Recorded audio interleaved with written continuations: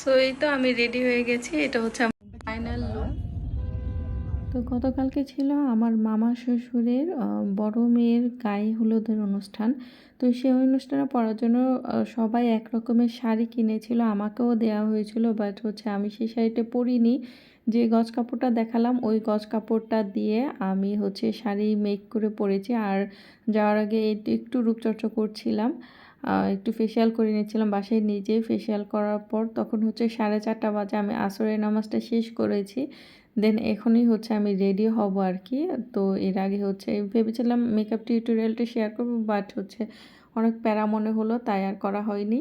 আর এই তো 4টা বাজে আমি সেলাই করে মানে আমার শাড়িটা কমপ্লিট করে শাড়িটার মধ্যে লেস লাগিয়েছি, দুই পাশে দুইটা পাড়ে আঁচলে উঠেছি। এবং শাড়ির সাথে হচ্ছে এই তো এই ব্লাউজটা আমি পরবো। প্রথমে ভেবেছিলাম এই শাড়িটা যখন আমি আর কি কিনি তখন এটার সাথে একটা ব্লাউজ মেক করবো। এই যে যে গোল্ডেন কালারের এই যে এই ব্লাউজটা দেখতে পাচ্ছেন, এই কাপড়টা কিনেছিলাম শাড়িটার সাথে ব্লাউজ বানানোর জন্য।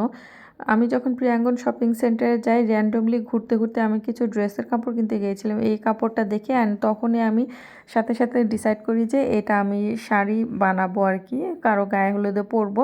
আর এই তো এই গেঞ্জির যে লং স্লিভের ব্লাউজগুলো এটা কিনেছিলাম আমি, এইটা পরবো যেহেতু শাড়িটা মাল্টি কালার, এটার সাথে খুব সুন্দরভাবে ম্যাচ হয়ে যাবে ব্লাউজটা। তো ওই ব্লাউজটা আর বানানো হয়নি, ওইটা আমার দেবরের বিয়ের সময় ও যে শাড়িটাকে আমাকে গিফট করেছিল সেটার সাথে ম্যাচ হয়ে গেছিলো। দেন ওই শাড়িটার সাথে ডিজাইনার ব্লাউজ মেক করে ফেলে। আর এখানে এই তো আমার শাড়িটা কিন্তু আমি খুব সুন্দর হয়েছিল, পাড় লাগানোর পর একদমই মনে হচ্ছিল না যে এটা একটা গজ কাপড়। পুরোই মনে হচ্ছিল যে না এটা একটা শাড়ি আমি কিনেছি। এবং বিয়েবাড়িতেও বলেছে কয়েকজন যে এটা হচ্ছে অনেক সুন্দর হয়েছে শাড়িটা। আর শাড়িটা কিন্তু অনেক বেশি কালারফুল, এই ধরনের কালারফুল শাড়িগুলো কিন্তু একদম হলুদের জন্য মানানসই। নেক্সট কবে আর কখন কার গায়ে হলুদ হবে তা জানি না, সো এই জন্যই আর কি এই শাড়িটা পরে নিলাম। সবাই একরকম পরেছে, সবাই বলতে হচ্ছে আমার ননদরা যারা ছিল তারা। সো এই তো আমি রেডি হয়ে গেছি, এটা হচ্ছে আমার ফাইনাল লুক। এই শাড়িটা হচ্ছে আমি নিজে মেক করেছি। এই যে এইদিকে ওপরের সাইডের পার্টটাতে এই দুইটা লেস দিয়ে বানিয়েছি এবং নিচের সাইডের পার্টটাতেও এই যে এখানে এই দুইটা লেস দিয়ে বানিয়েছি। সো এই তো আমার গজ কাপড় দিয়ে বানানো শাড়িটা কেমন হয়েছে অবশ্যই জানাতে ভুলবেন না। এই হচ্ছে আমার ফুল লুক। আমি এখানে কোমরে এই বিছাটা পরেছি হচ্ছে একটা, এটা হচ্ছে আমার একটা সীতাহার। সো এই সীতাহারটা দিয়ে আমি কোমরের বিছানাটা করেছি, সরি কোমরের বিছাটা পরেছি। আর এটা হচ্ছে গোল্ডের এই চেনটা। আর এই তো হাতে এই হাতে ব্রেসলেট তো ছিল, এই হাতে একটা চুড়ি আংটি। এই তো এটা হচ্ছে আমার লুক। আমি নিজেই রেডি হয়েছি, নিজেই সেজেছি। তো আমরা অনেক বেশি লেট ছিলাম, যখন বাসা থেকে বের হয়েছি তখন প্রায় 8:30টার মতো বাজে। তো আমার ননদের হসপিটাল থেকে আসতে লেট হয়েছিল, দেন ও আবার পার্লারে গিয়েছিল রেডি হতে, সব কিছু মিলে অনেকটাই লেট হয়ে গিয়েছিল। আমরা একটু জ্যামে বসেছিলাম কারওয়ান বাজারের ওই দিকে। ফাইনালি 9:15টার দিকে আমরা এসে পৌঁছেছি, রাস্তায় জ্যাম ছিল কিছুটা। তো এখানে আমরা অনেক কিছুই মিস করে গিয়েছি, কারণ ছেলেপক্ষের মানুষ সন্ধ্যার সময় 7টার দিকে চলে আসছে। তো আমরা অনেক কিছুই দেখি নাই। তো আমি ফার্স্টের দিকে একটু শাই ফিল করছিলাম যাওয়ার জন্য। দেন হচ্ছে আমাদের ফ্যামিলির সবাই মিলে গেল, এবং ওইখানে তো না গিয়ে পারা যায় না যেহেতু ডাক ছিল।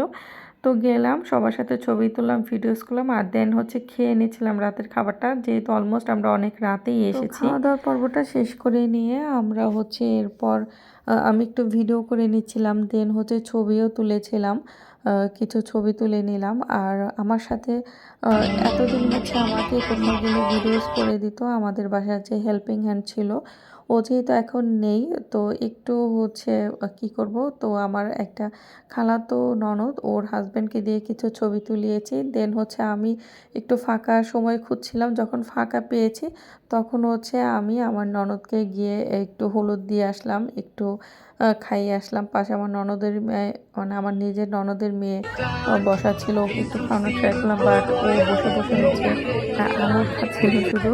আর এগুলো হচ্ছে ছেলের ছেলের বাসা থেকে যে তপ্ত এসেছে সেগুলো।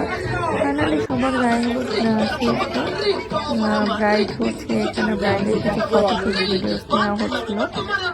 তো ব্রাইডকে অনেক বেশি সুন্দর লাগছিল, আর স্টেজটা সিম্পলের মধ্যে অনেক বেশি সুন্দর হয়েছে। ঘরোয়া আয়োজনে এর থেকে বেশি হওয়ার কথাও না। আর এখানে বেবিরা বসেছিল, কিছু বেবিদেরই আনন্দ আসলে বড় মানুষের থেকে। তো এই তো বসেছিলাম, এবং এটা একটা ঘরোয়া হলুদের প্রোগ্রাম ছিল, যেহেতু ম্যাক্সিমাম সব আমাদের রিলেটিভরাই ছিল আর কি।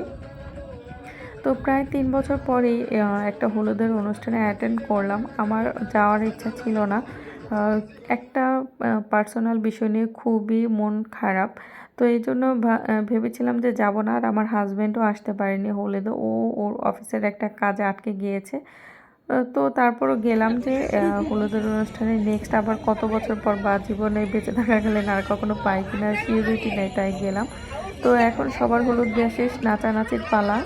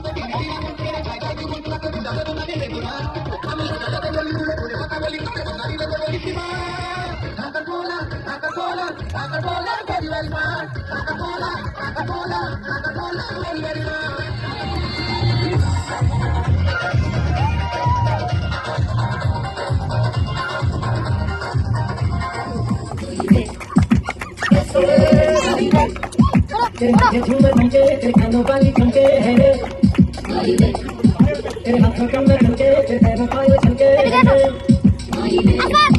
मैनू से बोले रब्बा रब्बा मैं बोले रब्बा रब्बा बोले रब्बा रब्बा सोरे सोरे सोरे आजा मारी बे सोरे सोरे आजा मारी बे